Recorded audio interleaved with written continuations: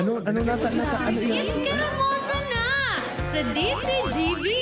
Escaramuza, Istorya sa Kakanan, Mano-Mano Sana. Marina, entra na sa Escaramuza.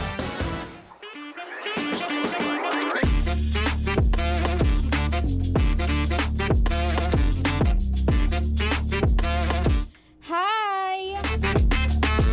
Lunes na naman po. Primerong Lunes ka na bulan nin Pebrero 2025. Magabat na Lunes para sa muy adigdi sa Gabos na nasa PBN Broadcasting Incorporated. Nabata na dangog si ining OJT si Dande Melgar. And then ang kapartner ko digdi si Ernesto Bravo and then Dande Melgar kan ang mga OJT mi hali sa cats. Nadangog gindo sa babayeng nag-intro dyan kasi bago-bago ako magpuon. Ito su boses ni DJ Toyang. Ate Vic, binigla mo man kami gabos. Bago na si Dande Melgar and si Bryle Allen Santor. Kaya pala di ako tigtitiin. Tigapot ko kung nadangog na. Di ako tigtitiin ni Ben. Maray na pagkauto dyan. Mga taga-sain ka mo. Tagaligi lang kamo sa Legazpi. Tagaligi lang kamo sa mga barangay digdi sa barangay 17 barangay digdi sa Legazpi. Alat, di ko ka muna nadangog. I-type na lang ni digdi beta. Taga-Daraga. Daraga and Kamalig. Magkataraning man sana ang duwang munisipyo na iyan. Fourth year college. Okay, sige. Pakilista na lang ako pag mag-graduation na ha. Matarami ning duwang yun. Day pa nga ni ngaya. Ara ni ngaya ang graduation na. Go OJT pa sa na nga ni ngaya. May nagpapataan na. Aldaw po kita niya ni Lunes, petsa 3 na po kan Pebrero 2025. Paano kayan? Magsarabay-sabay po kita sa Goda alauna nin pagkahapon. Maghururon kan mga pangyayari di sa tuyang palibot. Kuya Jarel, ngunyan lang po nag-pop up an sa imong message. Nakasuhapon pa, dakol na mga nag-memorize si Kuya. Kaso, nyaw na ko duman sa bulod, kaya medyo dipisil ang signal. Sabi ni Kuya Jarel, Ma'am A, good noon po. Condolence po sa mga kaibigan and families. God bless all over the world. Thank you so much po Kuya Jarel sa imong pagbati. And sa ibong po kayan, padagos man gararay kami di sa trabaho sa DCGB pati sa OKFM para po makapagtaon ng serbisyo sa publiko despite kan sa muyang mga pigaagihan po digdio dahil sa pagkawara kan bako lang sa muyang pag-iriba sarong amiga, sarong mama, and then talagang tunay na barkada Ate Vic, si DJ Toyang. Pero batiyon ko po nin happy birthday an sa kuyang pampira ko na ining mama. Si Ate Brenda Flora ang agum po ni Kuya Nems dyan sa Barangay Sagpon, Candaraga, Albay. Nahiling ko kasi bago sa post ni Ate B. Nagsimba na dyan siya sa Santa Rafaela kasi bagong aga, early morning. Kaibahan niya si Kuya Nems. Happy birthday po Ate B. More birthdays to come. And then, syempre, ang wish ko po sa imo, good health per me. Ingat sa pag-biyahe-biyahe mo dyan sa satuyang palibot. And salamat po sa perminga pagromdo. Maray na pagkauto kay Sir Rico Amamio. Pa-shoutout da po muna nakaantabay siya from Makati. Si Ma'am Bing Buen Borres. Si Kuya Louie Ariola. Si Ate B nagsan ki Heart. Si Ma'am Lorna Plaza nakaantabay ngunyan from Castilla Sorsogon. Kay Ma'am Hana Goldie Amor. And then kay Sir Mark Napa. Sabi na, hello po Angel Mustaza, ang 97.5 OKFM Naga, ang radyong balansyado nagpapaabot po nin pakidumamay sa paggagadan ni DJ Toya. And then sa iba pa pong nakaantabay ngayon sa tuyang DCGB News Online, maray na pagka-udto po tabi sa Indo. Duman sa mga naghahapot, takasubago baga, wara po si Sir Mar. Tapag morning, nahinadangog ko sa Sir Mar, siya nagtataonin update manong duman kon. Posible ba Kuya Jarel na magkaigwanin na paglangkaw o pagbaba sa presyo kan mga produktong petrolyo? Epektibo po sa kada Martes baga kaan, early morning, 6 a.m. pag Martes, the epektibo itong it's either may rollback or may price increase ang mga produktong petrolyo digdi po sa tuyang palibot. Sabi duman, sa barat akong nakala po sa Ladot Nasyonal, sabi digdi epektibo po sa aga, alas 6 nin pagkaaga iyan, magkakaigwa po nin sobra piso na bawas sa presyo kan kada litro nin mga produktong petrolyo. Ini matapos na konfirmaron kan mga kumpanya kan petrolyo, makaluwas naman magpaluwas nin mga price adjustment advisory. Sabi digdi, sa anunsyo po may piso as in 5 sentimos na bawas sa kada litro kan diesel, mantang 70 sentimos man sa litro kan gasolina. Pero yan, ilalangkaw. Sabi digdi, sa kerosene may bawas na singil man po na 90 sentimos sa kada litro. Enot naman po nagpahayag ang Department of Energy na ang paghiro kan presyo kan oil products digdi po sa Pilipinas, ang apektado da po kan ipigpaluwas ng mga pulisiya kan bagong asumir na presidente kan Estados Unidos, si US President Donald Trump. Kaya iyan po ang anunsyo hali sa lado kan petrolyo digdi po sa tuyang palibot. Das epektibo po iyan tabi sa aga, alas 6 po ni na atab. Kaya duman sa mga may mga plano na magpakarga na ki mga petrolyo. Halat-halaton muna po nindot po digdi may mga nagkakapirang adjustment po na mangyayari po sa aganin at. And batiyon ko nin happy and congratulations ang anong na bagong lisensyadong architects na hali po dyan sa Bicol University na nakapasar sa kakatapos pa sa ng licensure examination for architects na ginibungo niya na Enero 2025. Sabi digdi sa anunsyo na ipigpaluwas kan Bicol University sa pagikan sa indang official Facebook page. Sabi digdi, hali ida po sa 1,792 na nag-exam hali sa Manilain na parte kan nasyon digdi po sa Pilipinas. May nasa 1,052 na examinees po ang nakapasar. Nakapareho po iyan in 58.71% na national passing rate. Dagarin digdipig unambitan kung pirang mga examinees anhali mismo sa Bicol University. Pero digdi, sabi digdi sa post kan universidad, nakakuha ang BU nin 60% na passing rate sa ipigtalaan na 58.71% na national passing rate. Kaya congratulations po duman sa mga nakapasar. Sa daiman pinalad, next time ulit, more chances of winning. Try lang ng try na mag-exam dahil maabot man na oras na makakapasar po tabi ka mo dyan. Maray na pagkauto kay Ma'am Rosella Bueno, kay Raul Eco, kay Sir Pio Fernandez, kay Sir Romeo Malana, kay Ma'am Malin Masinas, kay Ma'am Lani Miranda, nakaantabay po una na pagkauto.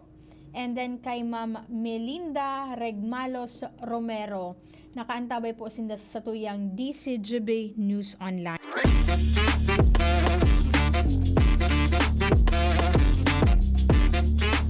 Halos sunod-sunod ang mga nagkakadarapop na po digdi na mga undocumented na ukay-ukay digdi po sa tuyang palibot ka nakalis na aldo dyan sa may parte ka na matnog po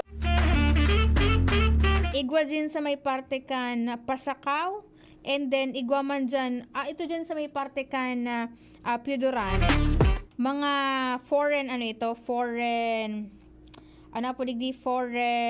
na mga sigarilyo.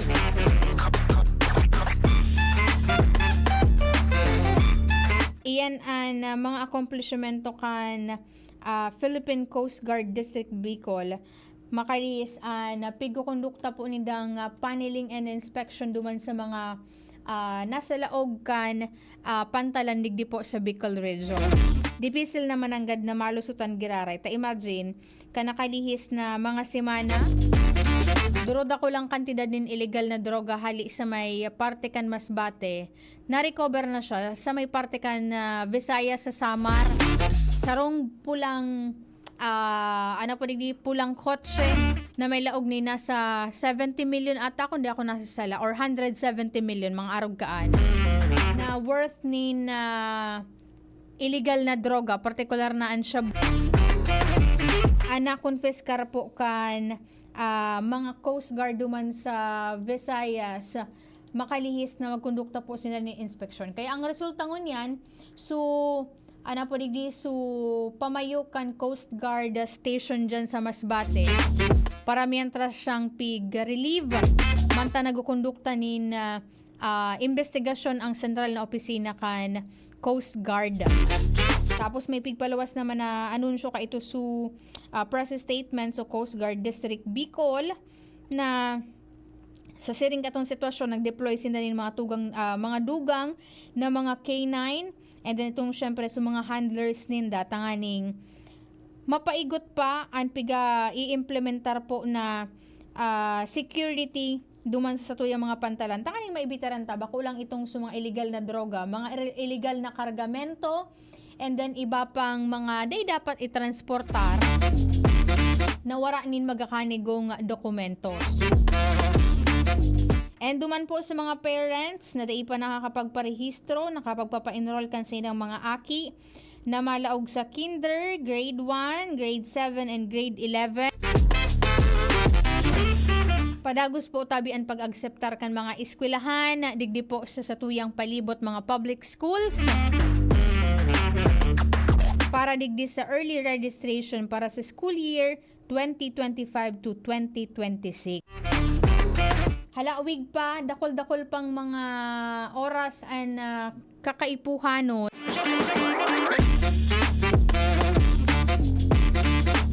Dahil sa 550,827 na target kan DepEd Bicol na makapagparehistro sa nasabing mga grade level, nasa almost 125,000 pa sa nangayakaian ang nakapag-enroll.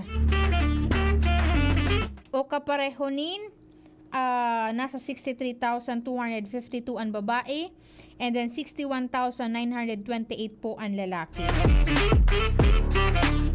Padagos ang pag-ako kan Schools Division Office kan Albay, Camarines Norte, Camarines Sur, Catanduanes, Iriga, Legazpi, Ligao, Masbate, Masbate City, Naga City, Sorsogon, Sorsogon City, and Tabaco City. Iyan ang mga schools division na nagsusumitir kan mga dokumentos, kan mga papeles na susumitir man kan mga parents or guardians. And sa ngunyan, ang pinakahalangkaw na nakakuha ka na pagpaparehistro, digdi sa may parte kan Iriga City, Legazpi, Ligao, Masbate, Albay, Naga, Masbate, Camarines Norte, and Sorsogon City.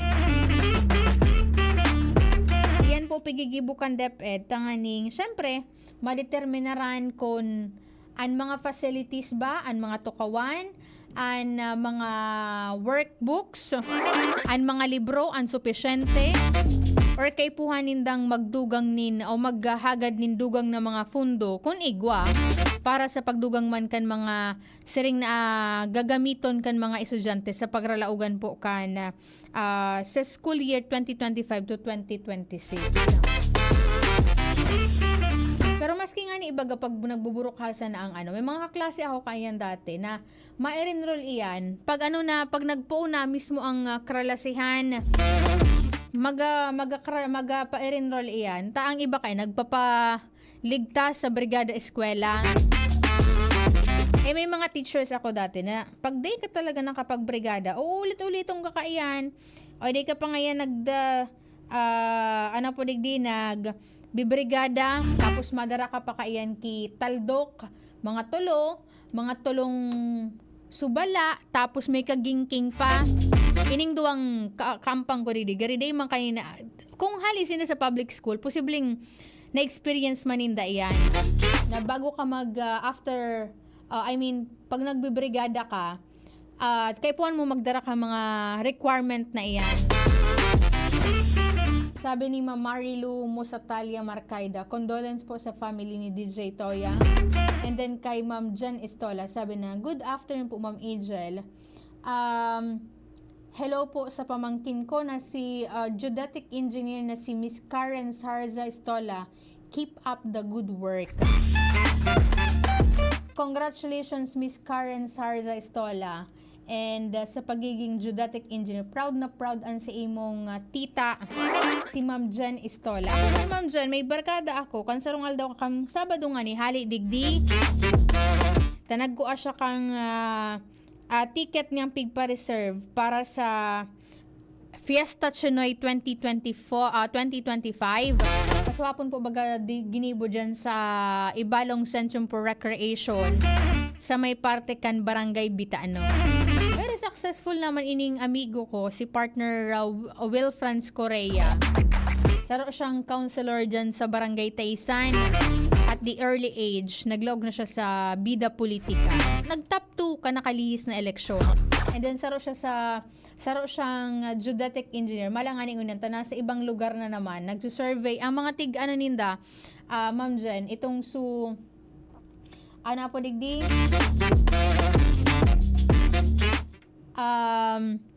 Mga kumpanya sa petrolyo. Tapos dakol na may mga problema sa daga. Yan, pwede ka mong maggarani duman sa iyang CN Surveying Services. Sabi ni Tita Malin, condolence po kay DJ. Ganda hapon po, madara ka naman ni tamay aki ka naman baga. Ay Tita Malin, day man dyan nauso pa sa muya. So pag nilipat ko na ito si Mumay sa public, posibleng madara naman ako kaiyan na mga po digdi na kagingking, bala, butong, tapos taldok. Pag nilipat ko ito Tita Malin sa sa public, posibleng iyo man ang may experience ako giraray an magdara po nin mga arog ka ng mga gamit pag brigada eskwela. Pero pag naonig din sa sentro kan Legazpi, di naman iyan tig papadara. Duman lang sa muya kan dati tig kukudal duman sa perimeter kan eskwelahan, o kaya kung may mga garden. So mga garden baga pag sa TLE or EPP, tig kukudal iyan, tigibo mga palapala, pagpakanapan kan mga pananom na po digdi na mariguso, so squash, karabasa. Yan ang mga pigigibo ka iyan. Maray na pagkauto kay Kuya King Reginaldo, dyan po sa Barangay Bunker 1, Legazpi City. Regards Tita Amalin, kay Tito Ubit, kay Tito Robert, and then sa mga ate, and then sa Kuya, dyan po sa Barangay Bugtong, Legazpi City. Ano pa man Kuya Ramir? Solve ka na po. Bata tigdudukuan ko sutig pagkaon ka subago ni Kuya Ramir. Garin niya ako puwertihon. Kaso, kangkong dati kuya na dating tiga-agad lang baga ito na. Ngunyan, pero na ang bugkos ka to, 20. Sarong siring ka na bugkos na, kangkong, tas tiglaag ni Kuya Ramir sa puwertihon niyang sira. Sabi na, sagod na ngayon inibingayang pamanggi. Ang sa kuyang kapartner po sa Rado Technical, si Kuya Ramir Tanay. And then niyaon dyan po ang samuya mga OJT, si Dan de Melgar, and then si Bryle Allen Santor. Ako po tabi sa nung nakaibahan na napagkaw to. Ako po si Angel Mustaza. Bye-bye! Ang numero unong kailangan sa ngayon, extra strong ka dapat para di ka mawasak ng anumang hamong ibigay sa'yo. Ang hanap ng Red Horse Beer, extra strong na tulad mo. Lakas. Tama. Kayang tumindig at harapin ang mga pagsubok na parating. Panatag ang loob na bukas na namnamin mo ang iyong tagumpay. Lakas ng tama pero di wasak sa hamon ng bukas. Red Horse Extra Strong, the #1 extra strong beer in the world. Drink responsibly. Red Horse Extra Strong, the #1 extra strong beer in the world. Numero 1, tulad mo. Drink responsibly. Pre, makinig ka muna. Payong kaibigan lang ha. Work hard, play hard. Yan ang motto ko dati. Pero nakakapagod din pala katagalan. Sa gitna ng lahat ng mga puyat, inom at pagkain ng masasarap kasama na ang oily at fatty foods, kailangan pa ring bantayan ang kalusugan. Tamang kontrol ang kailangan. Katuwang ko, ang Liverade. May Silimarin na maaring makatulong protektahan ang atay. Cheers to more good times. Be a liver lover. Mahalagang paalala, ang Liverade ay hindi gamot at hindi dapat gamitin paggamot sa anumang uri ng sakit. Ang good drinks at good food, perfect combo. Isama pa ang Liverade para sa kalusugan ng atay. Mabibili sa mga leading drugstores nationwide. Come to the Metro and you will find everything you need. So keep this in mind. Something smarty. Something smart. Something homey. That's just the start. Whatever you beat is whatever you style. It's here at the Metro. It'll be worth your while. There's something for you. Something for you.